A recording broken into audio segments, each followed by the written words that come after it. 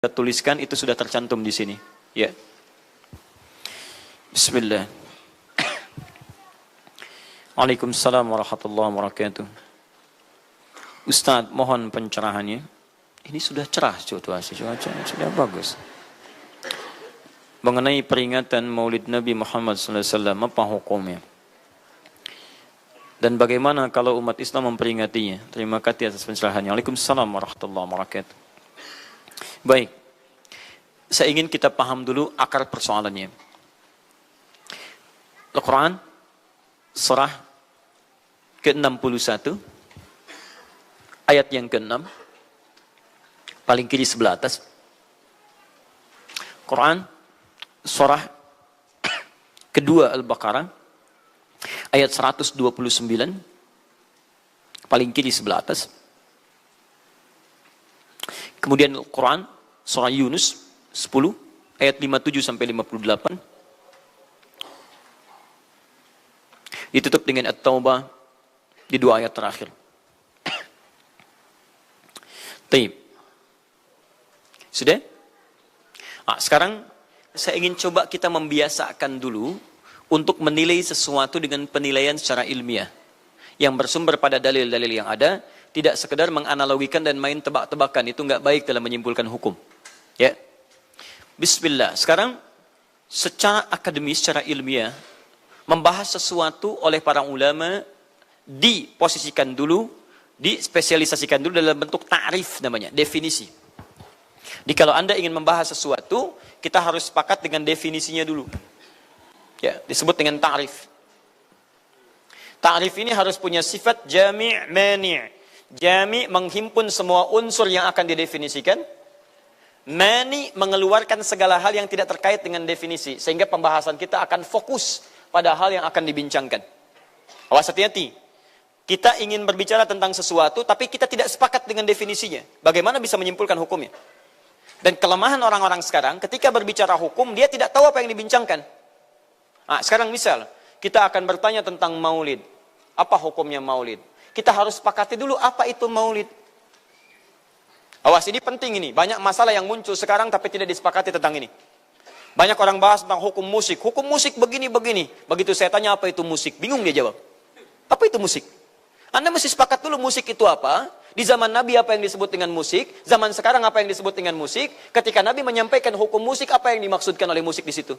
Kalau antum paham tentang definisinya, maka keluarkan turunan hukumnya. Maka lebih mengerti di situ. Nah sekarang maulid. Apa itu maulid? Sekarang begini. Maulid atau maulud? Mana yang benar? Bukan Allahu a'lam, harus dicari kita. Mana maulid atau maulud? Antum sibuk menilai, ini maulid tidak benar. Oh, jadi yang benar maulud. Maulud juga tidak benar. Masya Allah. Apa maulid? Apa maulud? Baik, lihat. Kalau disebutkan maulid, itu waktu kelahiran. Waktu kelahiran. Awas, hati-hati nih ya, hati-hati. Ada kemarin saya lihat tulisan begitu bersemangat, Masya Allah. Panjang-panjang nulis, ternyata salah paham. Pahamnya salah. Ya. Maulid itu ulang tahun. Bukan. Bukan ulang tahun maulid itu. Bukan ulang tahun, bukan peringatan ulang tahun maulid itu. Ingat baik-baik. Kalau pakai peringatan itu pakai Id. Idul Milad. Ya, hari kelahiran, peringatan hari kelahiran, ulang tahun. Tapi kalau cuma maulid itu waktu kelahirannya. Awas, hati-hati ya, hati-hati dalam memahami sesuatu. Kita masih detil dan jeli dalam memahaminya. Jadi kalau disebutkan maulid itu waktu kelahirannya. Kalau disebutkan maulud itu artinya bayi yang lahirnya. Bayinya yang dilahirkan. Nabinya. Kalau dalam konteks Nabi. Jadi kalau disandingkan dengan kalimat maulidun Nabi artinya waktu lahirnya Nabi. Jelas ya? Kalau mauludun Nabi, maulud Nabi itu artinya nabinya, nabi yang dilahirkan. Jelas? Saya ulang, maulid apanya? Waktunya. Kalau maulid Nabi artinya apa? Waktu Nabi dilahirkan. Baik, maulud artinya apa? Nabinya. Kalau maulud Nabi artinya apa? Nabinya yang lahir. Jelas sampai sini? Sudah. Ya, selesai pembahasan secara bahasanya. Nah sekarang, apa hukumnya maulid Nabi? Maulid Nabi nggak ada hukumnya. Karena waktu lahirnya Nabi, bagaimana kita bisa melekatkan hukum pada waktu lahirnya Nabi? Lahir ya lahir. Jelas ya? Ustadz, apa hukumnya maulid Nabi? Antum kenapa? Apa hukumnya waktu lahirnya antum? Hah? Antum lahir apa hukumnya? Kapan antum lahir? Ustaz, kapan antum lahir? 11 September. Apa hukumnya? Apa hukumnya? Apa hukumnya saya lahir? Lahir ya lahir. Jelas ya? Jadi kelahiran seseorang itu nggak ada hukumnya. Qadar Allah yang menjadikan dia terlahir. Dan dengan kelahiran itu dia punya misi dalam kehidupan. Mencari bekal untuk kembali kepada Allah subhanahu wa ta'ala. Jadi kalau bertanya hukum kelahiran seseorang, lahir ya lahir. Nggak ada hukumnya di situ. Paham ya? Hukum itu terletak pada perbuatan seseorang, bukan pada kelahiran seseorang. Ketika dia berbuat dengan aspek kesadarannya, maka muncul hukum di situ. Awas, antum pun mesti belajar tentang hukum. Jangan salah menyebutkan hukum. Hukum terletak pada perbuatan, bukan pada benda, dan bukan terletak pada waktu. Jadi ketika ada perbuatan melekat pada benda dan waktu itu, maka muncul hukum. Apa hukum gelas? Halo? Tidak ada hukumnya. Tapi kalau menyebutkan apa hukum gelas yang menampung kemudian barang yang haram yang digunakan gelas ini melakukan perbuatan haram, baru muncul haram. Apa hukumnya gelas yang digunakan untuk melempar orang lain? Haram hukumnya. Apa hukumnya gelas yang digunakan menampung air minum untuk diminum dalam keadaan yang sehat? Sunnah hukumnya. Jelas ya? Apa hukumnya golok? Golok digunakan apa? Kalau digunakan menyembelih hewan kurban, maka jadi sunnah hukumnya. Kalau golok digunakan untuk menyakiti orang lain, mengancam. Siapa nama kamu? Masya Allah pakai golok. Ya, hati-hati. Nah itu haram hukumnya. Jadi benda terletak kepada, maaf, perbuatan yang melekat kepadanya. Apa hukumnya hari kelahiran? Hari kelahiran gak ada hukumnya. Yang melekat hukum itu bagaimana menyikapi hari kelahiran itu. Itu poinnya. Paham ya? Ketika ada perbuatan melekat kepadanya, maka di situ ada hukum. Maulud itu bayinya, berarti nabinya. Apa hukum maulud? Apa hukumnya nabi? Nabi yang lahir gak ada hukumnya. Jadi kalau Anda menolak maulud dengan pengertian seperti ini, maka Anda keluar dari Islam. Kalau dalam hukum seperti ini, saya menentang maulid Nabi, berarti Anda menentang kelahiran Nabi SAW. Saya menentang maulud Nabi, berarti Anda berhadapan dengan Nabi, Anda musuh Nabi. Jadi kalau Anda dimaksudkan dengan kata maulud dan maulid, Anda tidak bisa menentangnya, bisanya menerima. Saya menerima. Menerima. Kenapa? Karena dalam pengertian bahasa, maulid itu artinya waktu kelahiran. Maulud artinya nabinya. Jangankan saya, siapa saya dibandingkan Nabi Isa alaihissalam? Nabi Isa itu hidup 600 tahun sebelum Nabi Muhammad SAW dilahirkan. Nabinya belum ada. Nabi Isa sudah ada. Tiba-tiba, umatnya menduga, Nabi terakhir itu Nabi Isa. Karena Nabi Isa punya sifat yang mirip di ramalan kitab, yang mengatakan Nabi terakhir itu punya sifat baik dengan masyarakat lingkungan sosialnya. Dan Nabi Isa itu lembut luar biasa. Jangankan pada manusia, pada hewan pun itu lembutnya luar biasa. Jalan dengan muridnya. Di perjalanan kemudian ada aliran anak sungai melihat bangkai hewan. Sudah jadi bangkai, baunya luar biasa. Kata muridnya, guru, bau sekali bangkai ini. Kata Nabi Isa alaihi salam, Al-Masih, yang disebut oleh sementara orang dengan Yesus, itu Nabi, bukan Tuhan. Nabi beliau mengatakan, kata Nabi Isa, perhatikan, begitu putih sekali dan bersih giginya. Kata muridnya, Tuan Guru, kenapa Anda mengatakan demikian? Kata Nabi Isa, karena manusia hanya akan menyampaikan apa yang ada dalam benak pikirannya. Jadi kalau pikiran Anda kotor, Anda akan melihat bangkainya saja. Tapi kalau pikiran kita baik, kita akan mencari yang terbaik dari hewan itu. Bukankah dia ciptaan Allah? Bukankah dalam setiap ciptaan ada hikmah dan kebaikan? Perhatikan bagaimana putih bersih giginya. Jadi kalau bangkai saja bisa menjaga kebersihan gigi, kenapa kamu yang masih hidup tidak mesti? Ya minimal, kamu jaga perasaan. Minimal jaga perasaan, kan? Tapi itulah luar biasa. Di sini sering diambil hikmah bahwa teko akan mengeluarkan isi tekonya. Isinya kopi, keluar kopi. Isinya air bening, keluar bening. Isinya susu, keluar susu. Demikian juga kita. Bayangkan, Nabi Isa bukan hanya pada manusia. Pada hewan yang telah jadi bangkai pun, itu mohon maaf, kalimatnya dan sikapnya begitu indah, luar biasa. Maka diduga oleh kaumnya itu Nabi dan Rasul yang terakhir. Saat mendengar kalimat itu, kata Nabi Isa, bukan saya. Nabi terakhir punya sifat sama seperti saya dalam hubungan dengan makhluk. Jadi bukan cuma dengan manusia, dengan hewan, jangan sakiti. Kalaupun menyembelih, jangan sakiti hewannya. Makanya Nabi ini akan memberikan isyarat-isyarat yang sangat indah. Masya Allah. Pada tumbuhan, dia jaga. Tapi Nabi yang terakhir ini punya keunggulan yang tidak bisa disaingi oleh Nabi-Nabi lainnya. Apa itu? Ibu bapak sekalian, tingkat kedekatannya dengan Allah luar biasa. Ibadahnya luar biasa. Dalam bahasa Arab, tingkat kebaikan yang terkait dengan makhluk secara sosial, itu kalau satu kebaikannya disebut dengan Mahmud. Tapi kalau banyak kebaikannya disebut dengan Muhammad. Muhammad. Tapi kalau hubungan dengan Allah, ya dengan Khalik, Kalau punya tingkat hubungan yang baik, satu sisi saja disebut hamid namanya, hamid. Antum rajin tahajud, tapi belum konsisten puasa sunnah, maka antum namanya hamid. Perempuannya hamidah. Misal ada perempuan namanya Wanda, pakai hamidah, Wanda hamidah. Ya, itu artinya yang dekat dengan Allah. Jadi kalau ada yang namanya Wanda hamidah, jauh dari Allah. Ya, kemudian pendapatnya menyimpang dari ketentuan Allah, masih diingatkan. Anda hamidah, Anda dekat dengan Allah, maka tidak layak mengeluarkan statement yang tidak sesuai dengan hukum-hukum Allah Subhanahu Wa Taala. Ya, hamid, awas, hamid, nama Anda hamid. Misal namanya Fahmi, Masya Allah, Hamid Fahmi Zarkashi, Masya Allah. Itu artinya hubungan dekat dengan Allah Subhanahu Wa Taala. Perempuannya Hamid, laki-lakinya Hamid, perempuannya Hamidah, Masya Allah. Paham sampai sini? Kalau bentuk superlatif, banyak ibadahnya, tahajudnya, sedekahnya, puasanya, segalanya, maka Masya Allah berubah kalimatnya. Dari kata Hamid jadi Ahmad. Ahmad. Maka Nabi Isa tidak menyebutkan kalimat Muhammad, tapi menyebutkan kalimat Ahmad. Karena kalau disebutkan kalimat Muhammad, nilainya serupa dengan beliau.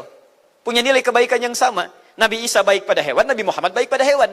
Kata Nabi, lihat, kalau Nabi Isa sudah jadi bangkai, Nabi Muhammad ketika hewan akan disembelih pun, disembelih, kata Nabi jangan sakiti dalam penyembelihannya. Tajamkan dulu pisaunya. Ketika menyembelih, jangan lakukan berkali-kali. Kata Nabi, tajamkan, begitu andu kemudian sembelih, seketika selesai.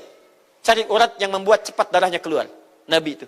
Dan dalam menajamkan itu, antum jangan memperlihatkan depan hewannya. Tidak boleh. Kandidat selanjutnya, siap-siap ya. Masya Allah, tidak boleh. Awas saat kurban tuh. Kadang suka lupa antum tuh. Ya di bawah sini, ini masih begini-begini tuh. Itu menyakiti hewan secara psikologis. Nggak boleh, nggak boleh. Ya, awas. Ya, tayyib. Tumbuhan, lihat. Tumbuhan. Nggak boleh dalam keadaan perang. Perang itu kan luar biasa dahsyat. Emosi memuncak, segalanya ada. Tapi Nabi katakan, jangan rusak tanaman. Dahsyat, cuma dalam Islam. Itu yang 212 tahun lalu itu, Masya Allah, nggak ada yang nginjak rumput, nggak injak macam-macam. Ya, itu yang kameramen yang nginjak rumput tuh. Ya, kameramen nginjak rumput tuh. Yang kameramen begitu diinjak, dimunculkan di media gitu kan. Wah, tapi lihat betapa rapi, bersih. Itulah Islam. Tapi jangan cuma 212 saja. Ya, 312, 412, 484 dan sebagainya. Jadi, semua yang ada setiap hari kita jaga. Ada tumbuhan, jaga. Yang praktekkan negara lain. Di New Zealand ada tumbuhan, antum sedang ngidam, papa pengen daun itu, tunggu sampai jatuh. Nggak bisa diambil. Begitu diambil, denda. Padahal yang punya teorinya Islam. Tapi hubungan dengan Allahnya itu bukan Muhammad, tapi Ahmad. Makanya Nabi Isa mengatakan, wa mubasysyara bi rasulin ya'ti min ba'di ismuhu Ahmad. Saya kasih kabar gembira. Rasul terakhir bukan saya, tapi seseorang yang nilai ibadahnya lebih daripada saya. Jaminan surganya sudah ada, bahkan turun surah kepadanya, inna a'tainakal kautsar. Dirinya dijaga dari kesalahan, maksum, sifatnya luar biasa baik, tapi itu tidak menghentikan dia untuk mendekat kepada Allah dengan sifat yang luar biasa.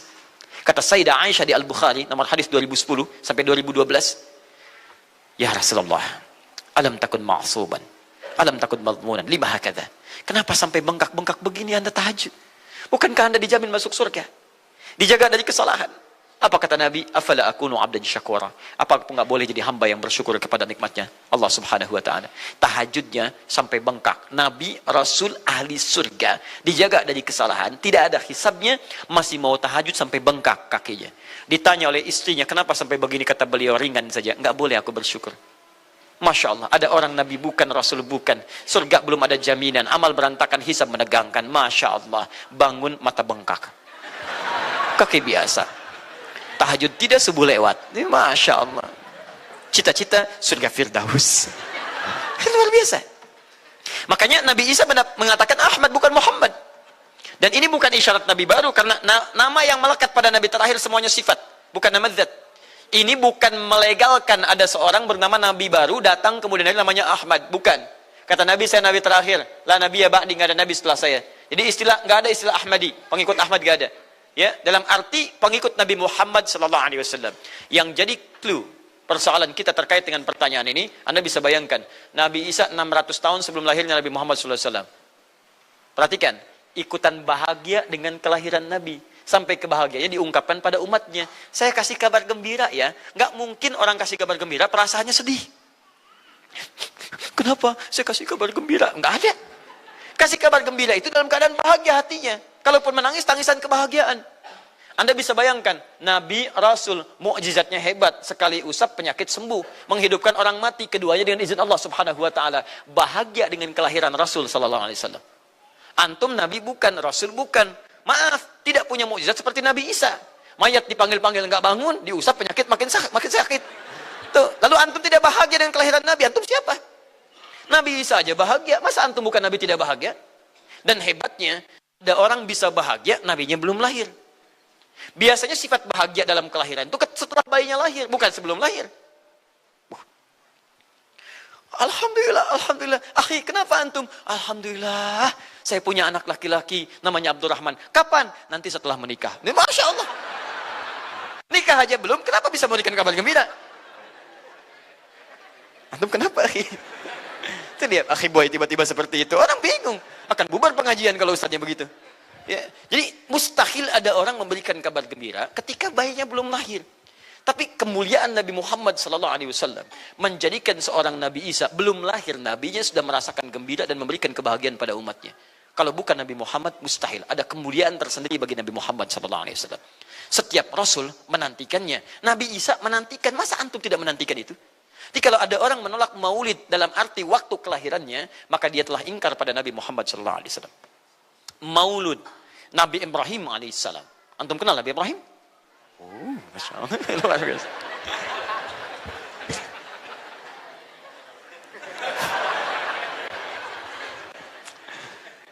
Dimanapun Anda berada, memang hari ini banyak orang berkumpul di Monas untuk bermunajat kepada Allah.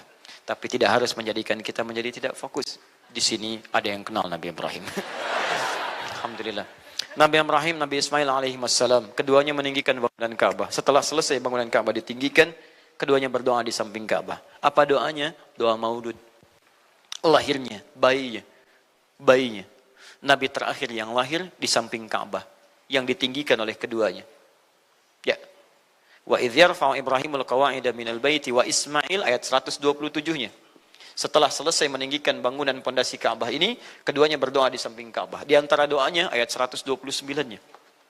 Rabbana wab'ath fihim rasulan minhum yatlu alaihim ayatika wa yu'allimuhumul kitab wal hikmah wa yuzakkihim innaka antal azizul hakim. Ya Allah, mohon utus seorang rasul dari kalangan mereka di tempat ini yang lahir di sekitaran ini. Jadi ada rasul yang lahir di dekat sekitaran Ka'bah.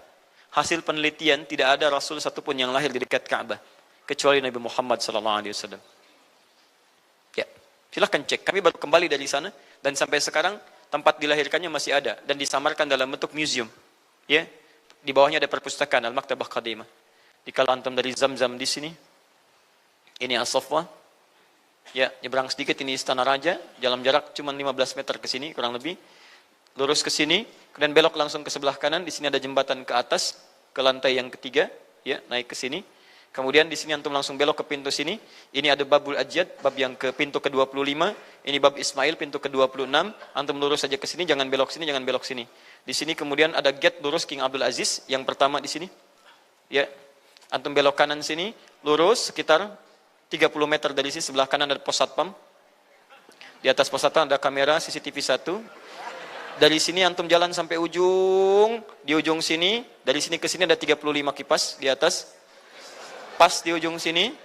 Kemudian ambil lurus ke sini, di sini ada bab Ali, ini masih dibuka, babus salam ini ditutup, di sini sebelumnya babun Nabi. Kemudian ambil tarik garis lurus dari babus salam ke sini, dari jarak sini ujung ke sini, ya ada sekitar 200 meter. Ke ujung sinilah, di sini ada bangunan warna krem di sini. Di sampingnya ada tempat ngambil air Zam-Zam dengan menggunakan keran. Jadi kalau punya girigen, ingin ngambil banyak, jangan nyusahin orang ngambil di, misalnya di termos-termos yang besar itu. Ngambil dari sini, itu ada keran langsung. Dan gratis di situ. Ya, beli kompannya sekitar 5 real, antum ambil dari situ, masukkan airnya, bisa bawa ke hotel. Isi kapan bolak-balik di sini. Sampingnya persis, ini tempat Nabi dilahirkan. Ini maulud Nabi, bayinya lahir di sini. Ya, bayinya lahir di sini. Cuman disamarkan oleh pemerintah kerajaan Arab Saudi supaya tidak dikultuskan tempat ini.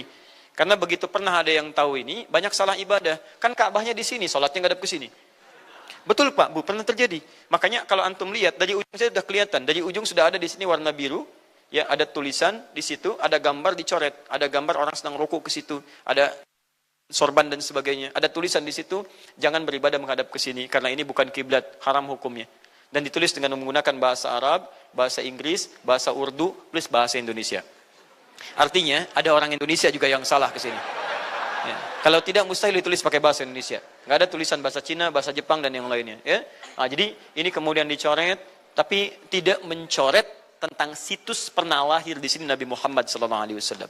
Jadi artinya doa dua nabi tadi dikabulkan oleh Allah Subhanahu Wa Taala. Nabi Ibrahim, Nabi Ismail. Dan tahukah Anda, keduanya berdoa jauh sebelum kedatangan Nabi Isa. Saya pernah katakan 30 generasi sampai Nabi Ibrahim, tadi Nabi Muhammad SAW. Muhammad SAW bin Abdullah, bin Abdul Muttalib, bin Hashim, bin Abdul Manaf, bin Qusay, bin Murrah, bin Kilab, bin Ka'ab, bin Ghalib, bin Fihir, bin Malik, bin Nadar, bin Kinana, bin Khuzaimah, bin Mudrikah, bin Ilyas AS, bin Nizar, bin Mudar, bin Ma'ad, bin Adnan, bin Addi, bin Adri, bin Muqawwam, bin Nahur, bin Tarif, bin Ya'ruf, bin Yasjub, bin Nabit, bin Ismail AS, bin Ibrahim AS. 30 generasi. Ulangi Mas Boy. 30 generasi. Dari Nabi Ibrahim sampai Nabi Ismail alaihi wassalam, ya sampai kemudian ke Nabi Muhammad sallallahu alaihi wasallam. Anda bisa bayangkan enggak? Dua orang nabi, dua orang rasul. Gelar yang pertama Ibrahim alaihissalam Khalilullah, yang paling dekat dengan Allah. Jaminan surganya ada. Nabi Ismail disebut dengan gulamun halim oleh Al-Quran, yang paling perasa, yang paling dekat dengan Allah Subhanahu Wa Taala. Dua orang nabi paling dekat dengan Allah, disayang Allah, dijamin masuk surga. Inspirasi kisahnya sampai kita ke sekarang mendoakan kepada Allah tentang maulud Nabi, sehingga lahirnya Nabi Muhammad SAW 30 generasi setelahnya. Antum, Nabi bukan, Rasul bukan, tidak sedekat keduanya dengan Allah, jaminan surga nggak ada, hisab menegangkan, amalan berantakan. Kisah hidup antum belum tentu jadi inspirasi di masa depan. Sekarang pun tidak. Tiba-tiba antum menolak maulud, antum siapa? Kalau antum menolak maulud berarti antum menolak Nabi SAW dalam pengertian baiknya. Jelas ya? Jadi kalau kemudian ada disebutkan maulid dan maulud, itu artinya maulid waktu kelahiran, maulud bayi yang dilahirkan. Sekarang bagaimana menyikapi maulid dan maulud itu? Saya tahu nabinya dilahirkan, nabinya sudah ada. Jelas ya? Maka kemudian saya pun tahu waktu kelahirannya. Bagaimana kemudian menyikapi itu semua? Maka Masya Allah, Quran surah ke-11 tadi, 10 tadi, Yunus, ayat 57 sampai 58. Kalau sampai kemudian ke 58-nya, faliyafrahu. Gembira antum. Gembira, bahagia, silahkan. Ya, maksud tidak gembira, Nabi Isa gembira, kita tidak gembira. Ya, Nabi Ibrahim gembira, kita tidak gembira. Nabi yang tidak melihatnya gembira. Masa kita yang mendapatkan bagian Nabi tidak gembira? Jelas ya? Nabi yang mengharapkan hadir saat kedatangannya, gembira. Kita yang mendapatkan kedatangan beliau walaupun tak mampu melihatnya, dan kita menjadi umatnya, masa tidak gembira? Umat dulu bukan bagian umat Nabi Muhammad, karena Nabi Muhammad tidak hadir di zamannya. Gembira dengan berita kedatangan Nabi Muhammad, padahal nabinya belum datang. Masa kita yang jadi umatnya, yang nabinya telah kemudian kita dapati, walaupun tidak melihatnya, masa kita tidak ikutan gembira? Maka pertama kita mesti gembira. Maka yang kedua, bagaimana mengekspresikan kegembiraan itu? Maka contoh-contoh dari Nabi SAW, bagaimana mengekspresikan kegembiraan-kegembiraan dengan Nabi SAW itu, pertama Nabi sendiri menyikapi hari kelahirannya dengan berpuasa. Di hari Senin. Jelas ya? Ini bagi Nabi sendiri pribadinya. Nanti jadi hukum untuk kita. Maaf saya akan tafsirkan lebih luas karena ini jadi hukum-hukum turunan. Ketika Nabi puasa di hari Senin ditanya, ya Rasulullah kenapa engkau puasa? Kata Nabi, dzaka yauma wulidtu. Bima makna? Ini adalah hari aku dilahirkan. Hari aku dilahirkan. Jadi ini hukum kelahiran. Kalau antum misalnya masuk pada hari dilahirkan, boleh antum ikuti sunnah Nabi SAW. Apa sunnahnya? Puasa. Puasa. Kenapa puasa? Nabi SAW mencontohkan puasa. Hari Senin beliau puasa. Ketika antum puasa Senin, bukan cuma puasa sunnah, tapi ada nilai di situ. Nah kalau hari lahirnya antum bertepatan dengan hari yang tidak diperkenankan puasa, seperti Jumat misalnya, hari kita bahagia, maka kata para ulama, ambil hikmah dari nilai puasa itu. Puasa itu kan dua hikmahnya. Satu, meningkatkan ibadah yang baik. Kedua, mencegah maksiat. Silahkan cek, bukankah saat puasa ibadah antum meningkat? Silahkan cek, saat puasa. Jangankan yang fardu, yang sunnah dikejar kan? Jangankan koran yang dibaca, Al-Quran dibolak-balik. Maksiat ditekan, tidak ada orang puasa maksiat. Tidak ada. Ya, bahkan pelaku maksiat pun saat puasa, libur maksiatnya. Minimal takut batal puasanya. Jangankan maksiat, maaf, mencela orang pun dia tahan. Berdusta dia tahan. Jam 5 bu, tinggal 1 jam mau buka. Dicela orang habis-habisan. Oh, nggak balas dia. Kenapa nggak balas? Kan biasanya antum keras. Habis maghrib. Oh, habis maghrib. Luar biasa. Habis maghrib tuh. Begitu maghrib lupa. Habis maghrib lupa. Ya, kenapa? Dia jaga. Jadi hikmah orang puasa itu kalau sudah puasa, ibadahnya meningkat, maksiatnya hilang. Jadi kalau antum ikut rajin puasa, ibadah tidak meningkat, maksiatnya tetap ada. Ada yang salah dengan puasa antum. Makanya ketika datang hari kelahiran, sebetulnya yang paling tepat, kalau antum bertepatan dengan waktu-waktu sunnah puasa, antum puasa. Senin, antum puasa. Tapi kalau tidak bertepatan dengan waktu itu, hikmah puasa yang antum ambil. Antum koreksi diri sampai dengan hari kelahiran itu, berapa banyak ibadah sudah antum kumpulkan, berapa maksiat antum harus tangisi. Itu hikmah terbesarnya. Bukan rame-rame. Tiup lilinnya. Masya Allah, lilin ditiup, maksiat terus muncul. Apa faedahnya? Kasihan lilin tuh, udah dibakar, ditiup. Dengan antum yang salah. Paham ya, teman-teman sekalian? Nah, sekarang bagaimana para sahabat menyikapi kelahiran Nabi SAW, kedatangan Nabi SAW, dan menyikapi keberadaan Nabi SAW. Bukan cuma lahirnya, tapi setiap kedatangannya. Nabi datang dari Madinah, dari Mekah ke Madinah disambut oleh para sahabat yang ada di sana. Nabi datang dengan perang Tabuk, dari perang Tabuk disambut oleh para sahabat di sana. Tala al-badru alaina min thaniyatil wada'i, wajaba syukru alaina bada'alillahi da'i. Masya Allah, disambut dengan madid. Bukti kesenangan mereka kepada Nabi SAW. Ada yang memuji Nabi SAW seperti Hasan bin Thabit. Buat puisi-puisi memuji Nabi. Seperti Zuhair bin Abi Salma. Tadinya musuh Nabi, begitu masuk Islam memuji Nabi SAW. Ada yang lagi kemudian menghormati Nabi dengan kedatangannya. Dengan mengikuti Nabi kemanapun. Nabi mencontohkan, amalkan. Nabi mengajarkan, ikuti. Masya Allah. Begitu Nabi meninggal, diabadikanlah kemudian nilai-nilai penghormatan itu. Ada yang menulis sejarah tentang Nabi. Ada yang menulis pujian kepada Nabi dalam bentuk sholawat. Ada yang menulis tentang amalan-amalan Nabi. Ada yang menulis tentang pengajaran-pengajaran Nabi. Dikumpulkan dan sampailah itu kemudian kepada kita semuanya. Dan itulah cara terbaik menyikapi tentang maulud dan maulid. Apa cara terbaiknya? Keluarkan ayat-ayat Qur'annya. 1. Quran surah ke-33 ayat 21-nya. Laqad kana lakum fi Rasulillahi uswatun hasanah. Sungguh ada pada diri Nabi SAW suri teladan terbaik untuk kita. Maka jika antum misalnya hadir momentum kelahiran Nabi SAW, maaf, biasanya kalau ada momentum-momentum tertentu orang bersemangat untuk mengingatnya. Silahkan cek. Hari pahlawan, ingat para pahlawan. Hari pahlawan berakhir, tidak ingat lagi. Hari kemerdekaan, ingat sampai pinang dipanjat-panjat. Begitu dipanjat, kenapa panjat pinang? Masya Allah, menghormati pahlawan. Hari pahlawan sampai naik panjat pinang. Luar biasa. Ada yang tarik tambang, ya, menghadirkan energi para pahlawan. Antum bisa bayangkan, momentumnya ada. Begitu hilang itu semua, tiba-tiba hilang lagi kemudian ingatan kita. Artinya, selalu ada momentum untuk mengajak kita mengingat sesuatu. Begitu Ramadan, ingat lagi amalan. Hilang Ramadan, hilang lagi kemudian amalan. Nah, jadi apa yang terbaik dihadirkan? Ketika ada momentum itu, maka para ulama kemudian mencoba untuk menampilkan nilai-nilai tadi untuk mengembalikan kita pada tuntunan Nabi SAW. Maka ditulislah kemudian sirah-sirah Nabi. Disampaikan untuk mengenalkan Nabi Muhammad SAW. Mumpung mereka ingat. Disampaikanlah pengajaran-pengajaran tentang Nabi. Disampaikan ada pujian-pujian salawat kepada Nabi. Kalau yang dimaksudkan tentang nilai-nilai ini, maka dari dulu sudah ada. Sudah ada. Dan yang sudah ada ini tidak dibatasi dengan waktu. Bukan muncul Rabiul Awal saja. Rabiul Awal ke Safar, datang lagi itu. Safar sebelumnya Safar, Rabiul Awal, kemudian ke Rabiul Akhir, muncul itu. Ke Jumada, muncul itu. Jadi maulid itu tidak dibatasi dengan waktu. Setiap waktu itu maulid. Maulud tidak dibatasi dengan waktu. Setiap waktu itu maulud. Tapi kalau ada momentum bersamaan dengan waktu kelahirannya, kemudian kita hidupkan untuk mengenal kepada Nabi, dalam bentuk yang tadi disunahkan dalam Al-Quran dan Sunnah, itu tidak ada masalah. Yang ada masalah itu adalah ketika menghadirkan hal-hal yang bertentangan dengan Al-Quran dan Sunnah Nabi SAW. Misal, maaf, dulu orang sudah terbiasa mengkaji tentang Nabi, menyampaikan risalah Nabi. Kemudian diisi misalnya, maaf dengan hal-hal yang bertentangan dengan keadaan-keadaan Nabi. Misal, saya ingin mengajarkan tentang Nabi, tapi ketika mengajarkan tiba-tiba mengatakan, pada saat ini Nabi pun datang bergabung bersama kita. Itu yang tidak kita sepakati. Jelas ya? Misal yang kedua, antum nih, mohon maaf, kerja di instansi. Bertepatan dengan Maulid Nabi, kita adakan peringatan. Padahal antum cuma ingin mengeluarkan anggaran saja dari situ. Itu bid'ah. Bid'ah. Mengeluarkan anggaran, sekedar hanya ingin dapat anggaran untuk dalam momentum Maulid Nabi, itu yang bid'ah. Maulid bukan makan-makan. Jadi kalau antum mengadakan Maulid Nabi hanya sekedar untuk makan-makan, itu yang bid'ah. Tapi kalau antum ingin belajar menghadirkan momentum itu untuk mengisi ta'lim, sama aja dengan ta'lim kita sekarang. Apakah ada hadis Nabi mengatakan ta'lim khusus di hari Ahad jam 8 pagi sampai jam 10? Tidak ada. Di ta'lim kita bid'ah ini. Jadi kalau antum pahami setiap yang tidak ada contohnya itu bid'ah, Masya Allah, maka akan ada banyak bid'ah dalam kehidupan. Mushaf itu bid'ah, karena nggak ada contohnya zaman Nabi SAW. Antum dari ujung kepala sampai ujung kaki itu bid'ah, karena antum tidak ada di zaman Nabi SAW. Ya, jadi jangan langsung menilai bahwa setiap maulid itu bid'ah. Bukan. Kalau momentum itu ingin diisi dengan ta'lim, ingin memperkenalkan Nabi, ingin mengajarkan syariat-syariat Islam, maka itu tidak ada masalah. Itu mengamalkan petunjuk-petunjuk ayat, bukan mengkhususkan di waktu itu, bukan. Karena ta'lim itu dibuka di setiap waktu. Tapi menjadikan waktu itu untuk momentum, karena setiap orang sedang ingat Nabi pada saat itu. Das ya? Kapan lagi kita mendapati orang ingat Nabi?